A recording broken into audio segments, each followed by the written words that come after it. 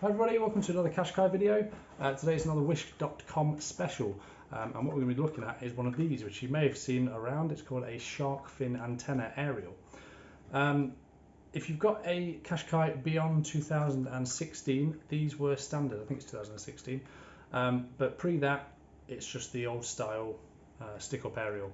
As usual, before I get into the video, I just want to say a massive thank you to my members. That's Shane Cook, Darren Lynch and Aina Lund.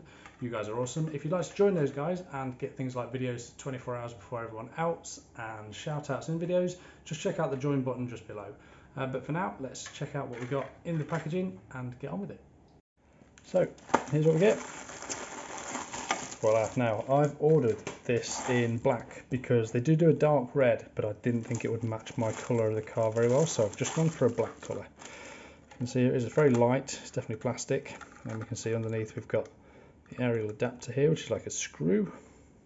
It goes to some sort of wiring in there, like a coil shape. We also have a slightly wonky from the post 3M bit of double-sided tape, which obviously will go underneath there onto the car. So that's what you get in the packaging. Like I said, it's quite lightweight. I'm hoping the black suits mine. You'll see on the link that I'll give you below there are loads of colours, but it's just a risk. There, like I say, there is a dark red one. I'll be amazed if it was a good match for mine. So instead of it sticking out like a sore thumb, I thought I'd go for black. The other option was to go for maybe a silver, which would have matched the roof rails.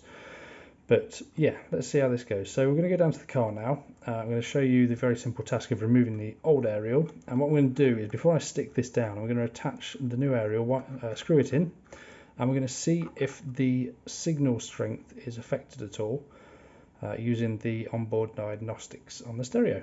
So let's go down to the car. So we're going to use the inbuilt service monitor for the radio, and as you can see here, if I go back, we've got FM, AM and DAB for the different frequency styles. So we'll start with FM. Now what we're looking at is down here, the signal strength. Don't ask me what the dBUV is, someone can tell me in the comments, but obviously that number, the higher the better the strength is. So I'm going to use capital FM, which is 96.2 megahertz here, and you can see it's sitting around 29 or 30 dBUV. If we look at AM, we're going to use 909, which is the BBC Radio 5 Live. Now the signal strength of that, you can see 31, 30, 28, so around 30.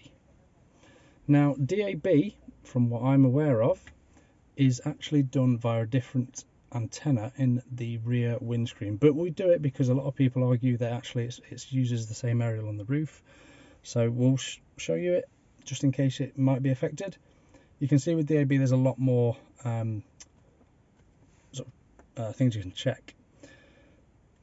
Again, I'm afraid I don't know what half these things are, but we're going to look at the signal quality, which is 60. It's pretty much sat on 60. Again, this should be on BBC Radio 5 Live.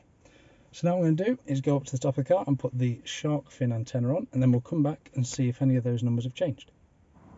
So down at the car, it is a bit messy, but we've just come back from a long road trip in Wales, so I'll make sure I give this a clean before we put the sticky on. But to remove the old aerial, it's simply just twist it anti-clockwise or left if you're looking at it from the back of the car, and that pops off like so. And like I said, what we're going to do is test this. So just come with a plus head screw on one side, but I'm just going to finger tighten it for now.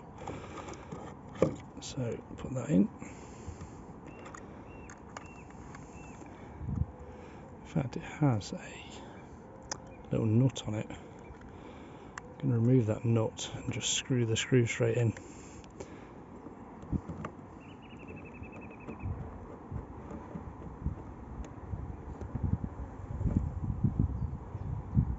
There we go, so it's going to sit on there like that.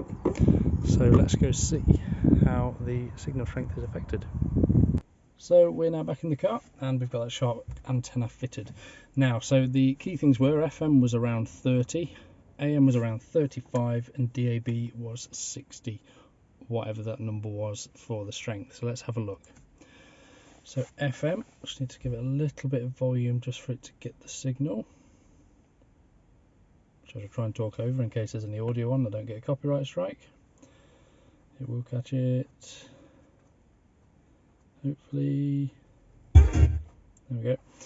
So there we can see 96.2, signal strength 18, 16, 12, 15.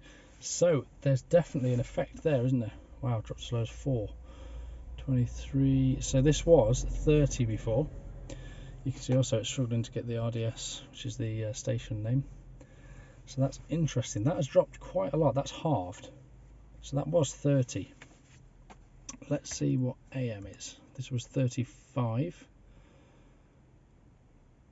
And again, it's not far off halved. And finally, DAB, which I don't think is affected, but some people argue it is. Signal quality was 60. And it's still 60. So I believe the DAB aerial is actually in the boot window, the boot glass. Don't quote me on that, but I think that's where it is. But that's very interesting then. So this does affect your quality. That's this answered really. So am I going to keep it? The thing is, I listen to DAB radio all the time. I never listen to FM. I never listen to AM. But you are kind of making it worse. So do I stick with this? Do I keep that shark fin on? Do I stick it down? That is definitely worse. That is normally Radio 5 Live. And that's off. Interesting. So I've just been thinking, I'm going to make a decision, guys. I'm not actually going to fit this to the car, and I'm going to ask for a refund. I'm going to send it back. The thing is, if you just solely listen to DAB, then it's absolutely fine. But the reason I'm not is that I actually visit racetracks. I'm quite a motorsport fan, Red Bull Racing, and at these events at some of the racetracks, especially in the United Kingdom, they have their own radio station which broadcasts on FM, and I listen to it. It's for the commentary and stuff like that. So if I fit this and get rid of my aerial, I'm not going to be able to listen to those trackside radios. So I'm not going to fit this. If you just listen to DAB, then it'll probably be fine. I mean, it's pretty self-explanatory how you fit it. I'm not going to do it, but you just remove that 3M tape, double-sided, put it in, put it on, off it goes. But it's quite an interesting one. People argue it doesn't have any effect. It has done for me. I'd love to know your experiences, because I know quite a few people do fit the shark fin antenna.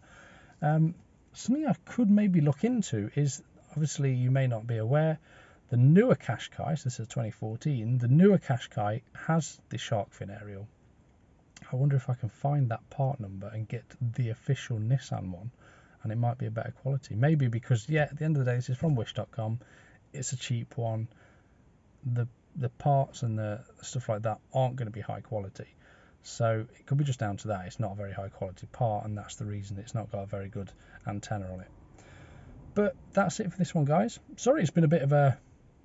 ended on a bit of a negative, but you know, like I say, if you just listen to DAB, then go for it. I don't see why I'd have a problem. The DAB signal isn't impacted at all as far as I can see. So yeah, as usual, guys, if you are not subscribed already, I would really appreciate if you'd hit that subscribe button, and if you like the video, it also helps the channel a great deal. And that's it for now. Coming up, I've got a roof bar fitting guide for those of you that ask about what roof bars I use. That'll be the next video, all being well. And also I'm looking at doing possibly the final LED upgrade, and that is upgrading these guys with some tiny little bulbs. So that's the next videos for you guys. But yeah, I shall see you in the next one. Thanks a lot.